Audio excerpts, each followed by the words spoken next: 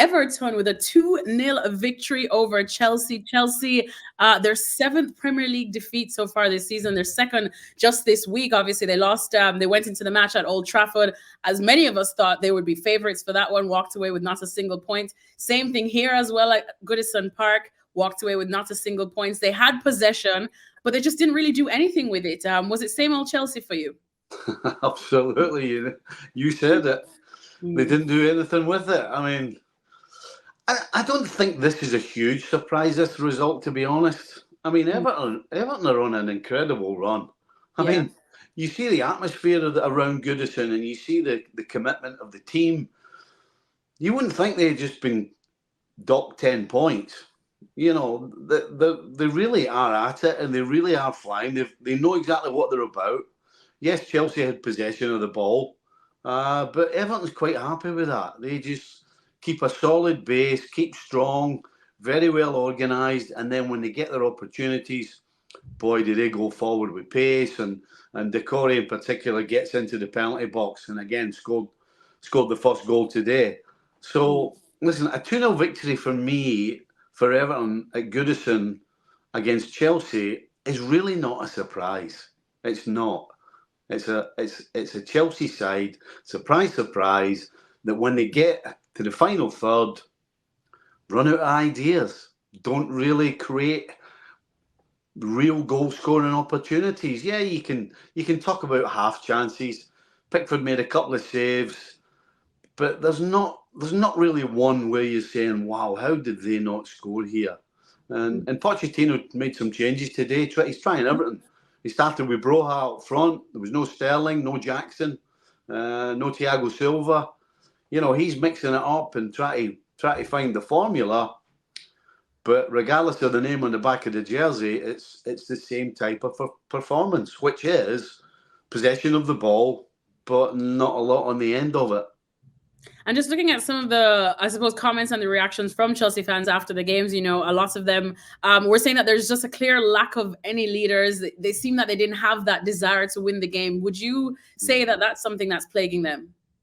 I think that's a little harsh. You know, when you have so much of the ball away from home, that's not a lack of desire, shall we say?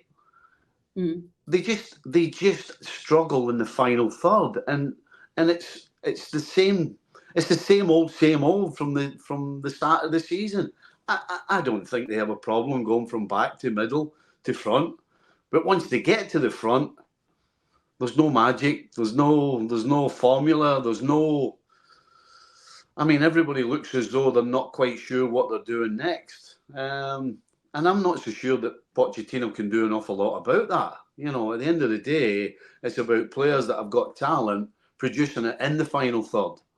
Yes, you can do all your patterns and training, but when it comes to the game, when it comes to getting in that final third, that's why you spend millions on people like Sterling and Mudryk and Jackson and Palmer. You know, it's up to them to produce. And they're not producing. That's the bottom line. So, yeah, I think that's a little harsh. Very harsh. I don't think that there's lack of desire. You know, again, leadership, back middle to front, they're fine. They just need somebody who can put the ball in the back of the net. Well, after the game, I suppose there was another worrying sight for Chelsea, and that was Reece James, who had to come off again when he felt like he was just coming back after the game. Pochettino said that he felt something in his hamstring. So if this is a hamstring injury that could sideline him for a while, just how bad of a miss will this be for Chelsea? I mean, clearly it'll be a miss for Chelsea. It's going to be a miss for England if this continues. It just kind of seems... I don't want to say this as a fact, but it's kind of getting to the stage where you think that there's something going on in his head. Whenever he feels anything, he has to go off because it's just happened too often. And I have to think that the medical staff haven't put him back on the field without thinking he's 100%. I just don't see it. You know, all the tests that he will have done with the medical staff will have told them that he's good to go. And so it kind of makes you think that maybe psychologically he's starting to think things are not quite right. And that's a bad place to be for a professional, never mind a footballer, any professional athlete.